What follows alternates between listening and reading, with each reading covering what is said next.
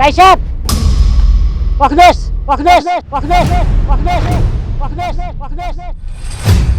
करणलाई हातपात गर्नुभन्दा पहिला मेरो कुरा सुन्नुहोस्। के रे मेरो कुरा सुन्ने रे? के कुरा हो छिटो भन। करण दे उता हेर्नु चाहिँ के रहेछ? के रहेछ? के हो यो?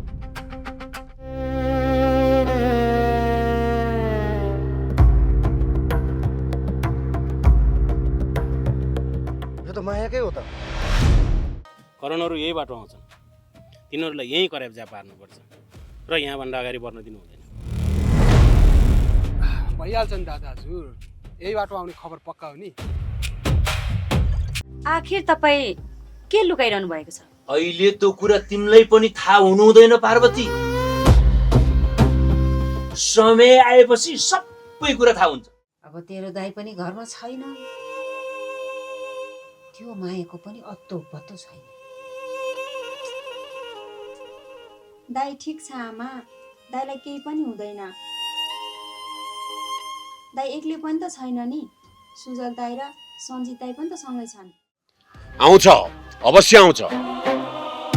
त्यसैको लागि त म यहाँ आएको छु। तपाईँ खासमा को हो?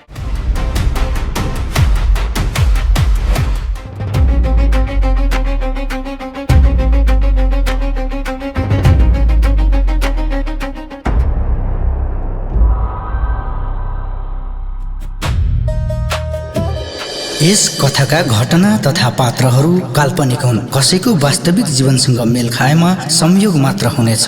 धन्यवाद।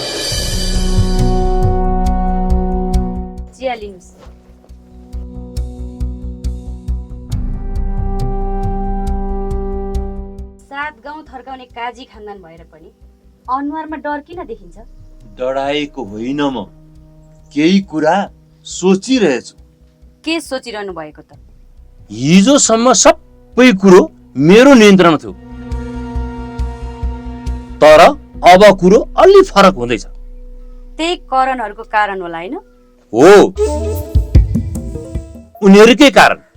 चिन्ता नलिनुस् काजी साहब, केही हुँदैन। माया त कसैले पत्ता लगाउनै नसक्ने गरी भागिसकिछ। कहिले काहीँ मान्छेले आफूले लुकाएका कुरासँग आफै डराउनु पर्छ। तपाईँ के भन्न खोज्दै हुनुहुन्छ? धेरै प्रश्न नगर पार्वती।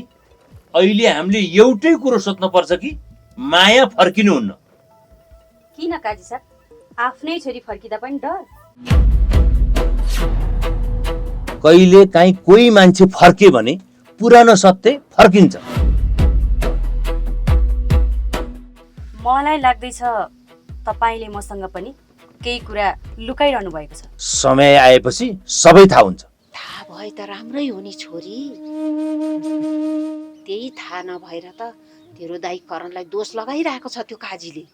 त्यही त के आमा, कहाँ कस्तो अवस्थामा छिन् होला है माया दिदी? जहाँ जस्तो अवस्थामा भए पनि राम्रो सकुशल भइदिए हुन्थ्यो। मलाई त कता कता डर पो लागिरहेछ छोरी। ए छोरी, कतै काजीले मायालाई दुर्घटनामा त पार्नु? आहा आमा पनि कतिसम्म सोच्न भ्याउनुहुन्छ के? आफ्नै छोरीलाई पनि त्यस्तो गर्छन् होला त? माया कहाँ आफ्नो छोरी? यस्ता कुरा यिनीहरूलाई भन्नु हुँदैन। आमा किन रोकिनु भयो? के भन्दै हुनुहुन्थ्यो? त्यस्तो केही होइन छोरी, केही होइन। हेर न, त्यही मायालाई सोचेर बसिरहेको थिएँ क्या म त। बिचरा मेरो करणलाई है कति मद्दत गरी त। म त्यस्तो बिमारी भएको अवस्थामा त्यत्रो पैसाको बिटो ल्याएर दिएँ। अब बाबुले केही गर्छन् भने डर पनि भएन त्यसलाई। कस्तो राम्रो मनको मान्छे, आज कहाँ गयो अरे त्यो? न कसैले केही पो गरिदिए, धरुनी मरुनी मान्छे। मलाई त साह्रै फिर लागेछ। ए म त अरू के नै सोच्नु भयो कि भनेर कस्तो डराएको। कहाँ गइन् होला है?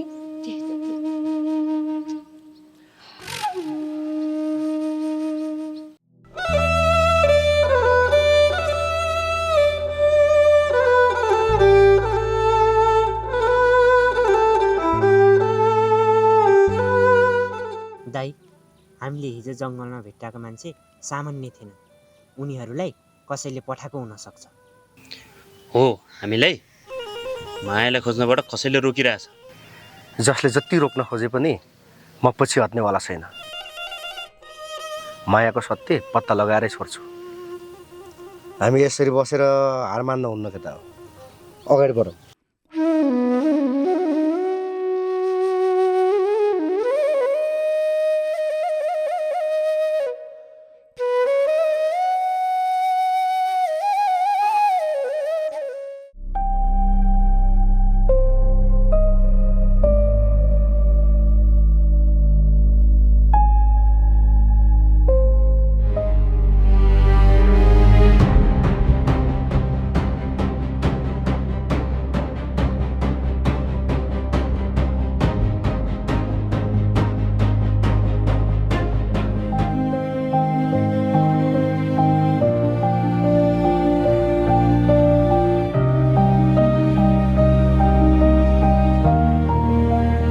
करण बाबु, एउटा कुरो भन्नु थियो।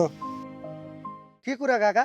हिजो बजार जाने बाटोमा एउटा घाइते केटीलाई कसैले गाडीमा हालेर लिएर जाँदै थियो। हो बाबु, अवस्था निकै खराब जस्तो देखिन्थ्यो। साथमा लाने मान्छेले नाम पनि थाहा छैन भन्दै थियो। काका, त्यो केटी कस्तो देखिन्थे? टाढाबाट देखेको अनुहार त खासै चिन्न सकिन, तर मान्छे हेर्दा तिमीहरूकै उमेर जस्तो छ। दाइ कतै हतार नगर, पहिले हामी अस्पताल पुगौँ। हस् काका हस्। करण ढिला भइसक्यो, जाउँ। जाउँ।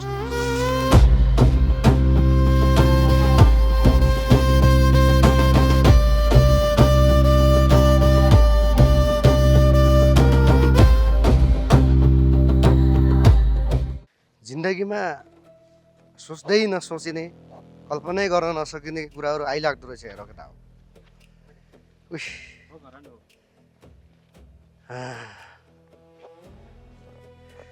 तर पनि हामीले हार मान्न हुन्न।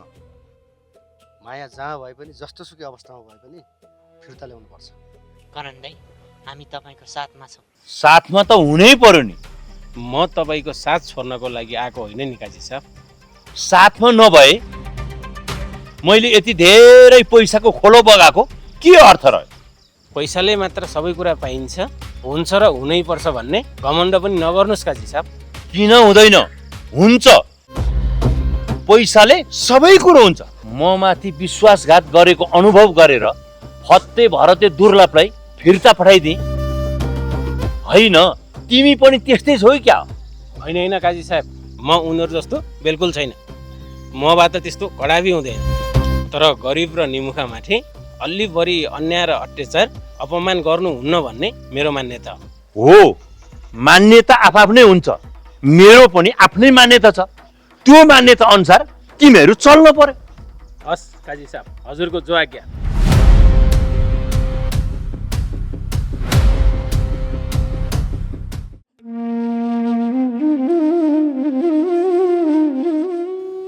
झमक्कै भइसक्यो, यतिखेरसम्म पनि मेरो छोरा आइपुगेन।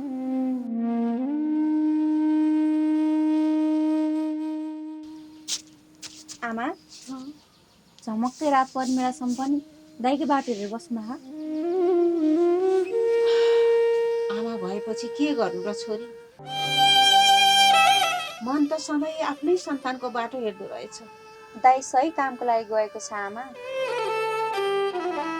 उसले मायालाई खोजेर लिएर आउँछ। मलाई मेरो छोरामाथि पुरा विश्वास छ, तर एउटा कुराको डर छ। के कुराको आमा? काजीको रिस। ऊ आफ्नो हार स्वीकार गर्ने मान्छे होइन। तर आमा, गलत गर्ने मान्छे जति नै बलियो भए पनि एक दिन सत्य बाहिर आउँछ। हो छोरी, मैले पनि त्यही आश गरेर बसिराखेकी छु। आमा, के तपाईँलाई अझै पनि लाग्छ माया दिदी फर्केर आउँछ भनेर? मलाई लाग्छ छोरी, ऊ अवश्य फर्केर आउने छिन्। त्यो नानीको मनमा नराम्रो केही थिएन, तँलाई थाहा छ। त्यस्तो राक्षस जस्तो काजीको घरमा त्यति दयालु सहनशील फूल जस्तो छोरीको जन्म भएको, जसरी हिरण्यकश्यपको घरमा प्रहलादको जन्म भएको थियो। हो त्यो मायाको पनि त्यस्तै जन्म भएछ त्यो राक्षसको घरमा। ऊ पक्कै आउनेछ एक दिन, मलाई पुरा विश्वास छ छोरी। त्यो दिन सबैभन्दा पहिला म उसलाई अँगालो हाल्छु अनि भन्छु अब डराउनु पर्दैन नानी।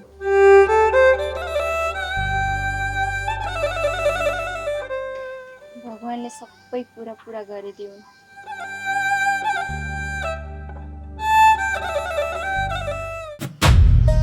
काजी साहब किन के भएर हतारी? करण सुजल सञ्जित सहरतिर लागेका छन्। सहरतिर किन? हिजो घाइते अवस्थामा भेटेको केटीलाई अस्पताल लगेको खबर पाएका रहेछन्, त्यही भएर गयो होला। के भयो, किन टोलाउनु भएको? होइन टोला छैन।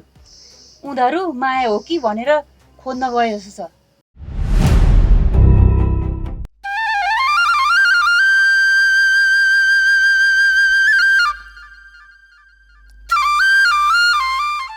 करण दाइ, आज पनि हामीले माया दिदीलाई भेट्छ।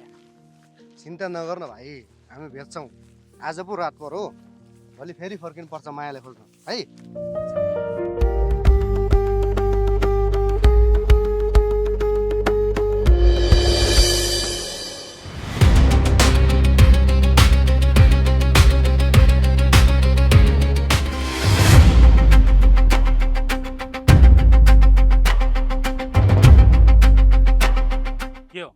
खोज्न गएको चिज भेटाइएन क्या? भेटै आइएछ त। बस्ने मात्र हो, यिनीहरूले भेटाउँदैन।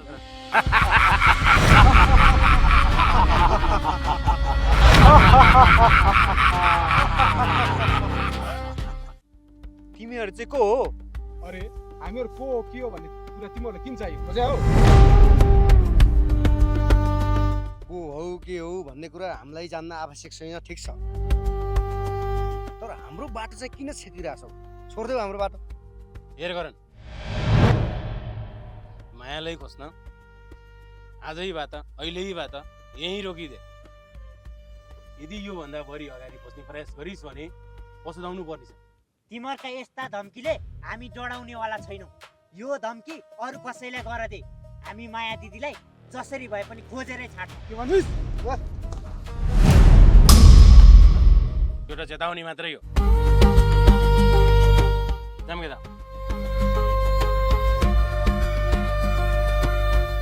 घोषका केटाहरू रहेछ।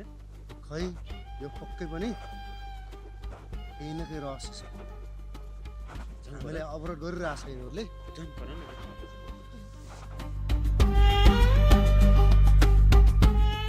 अब कुरा लुकाएर के फाइदा?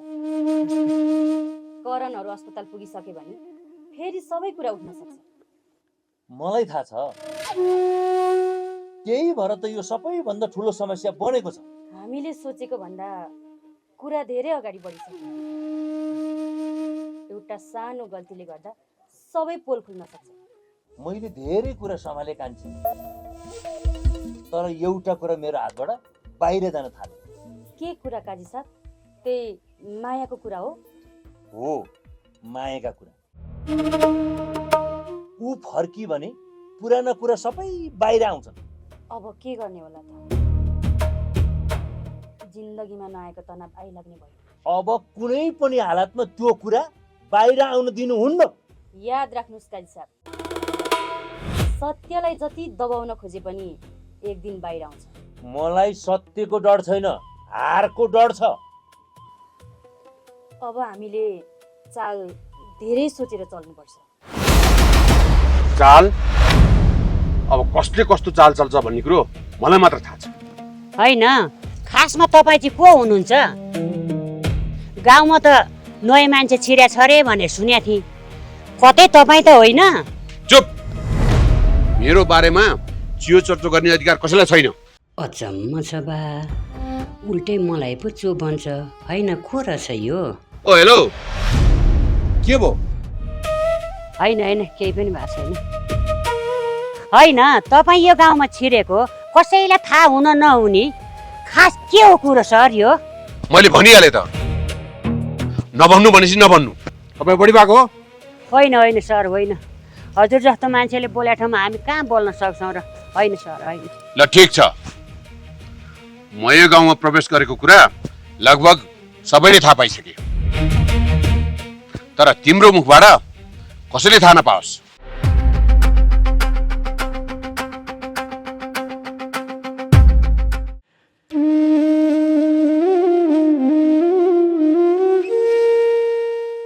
यता जाने हो कि यता जाने? यता होला त हिजो म त्यही हो। यता जाने?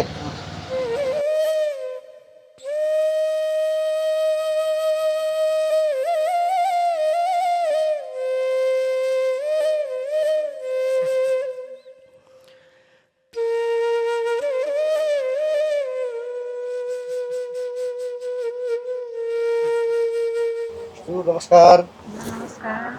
सुन्नु न, हजुर भन्नुहोस् न। केही दिन अघि दुर्घटनामा पर्नु भएको एकजना युवतीको बारेमा बुझ्न आएको हामी। ए हजुर, उहाँको नाम के होला? नाम माया मानव, गाउँबाट आउनुभएको।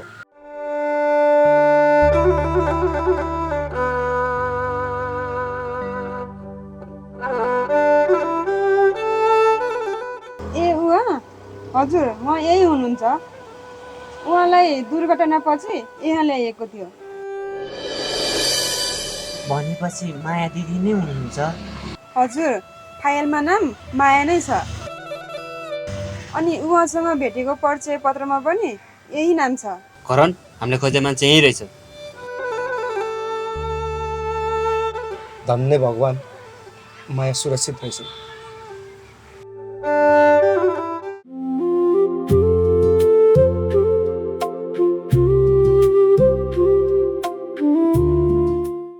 रिता कहाँ हिँडे त? म बाहिरतिर जाउँ कि भनेर जानु लाग्यो आन्टी। कस्तो बाहिरतिर जानु लाग्यो त? गाउँभरि त्यत्रो हल्ला भएको तँलाई थाहा छैन? त्यति मात्रै हो र? हेर्दै डर लाग्ने कस्तो खालको मान्छे पो आएको छ गाउँमा पस्या छ। अलि होस गरेर हिँड, कहाँ दाउरा जाँदा बुझेर हिँड्ने। नाइ मलाई त केही थाहा छैन नि। हेर्न कत्रो नथाहा पाएको गर्छ। आइज यहाँ बसेर कुरा गरौँ।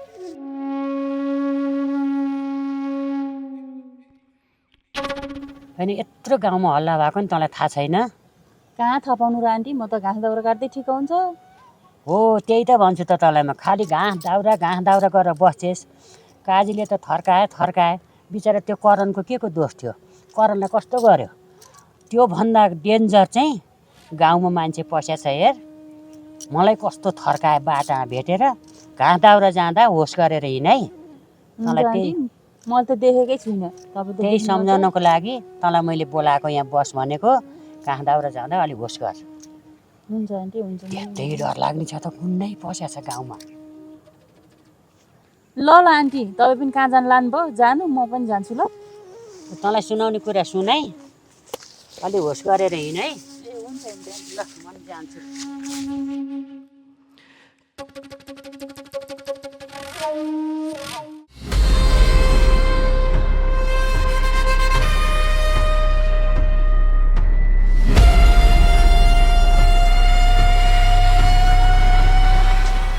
माया,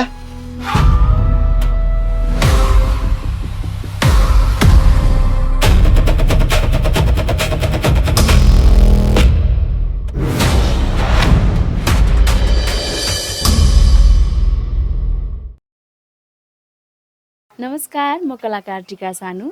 आजको हाम्रो सिरियल यहाँहरूलाई कस्तो लाग्यो? जस्ताको तस्तै प्रतिक्रिया लेख्न नबिर्सिनुहोला। मन परेमा फेसबुकमा सेयर गरिदिनुहोला, युट्युब च्यानललाई सब्सक्राइब गरिदिनुहोला अनि एउटा कमेन्ट गरिदिनुहोला। धन्यवाद।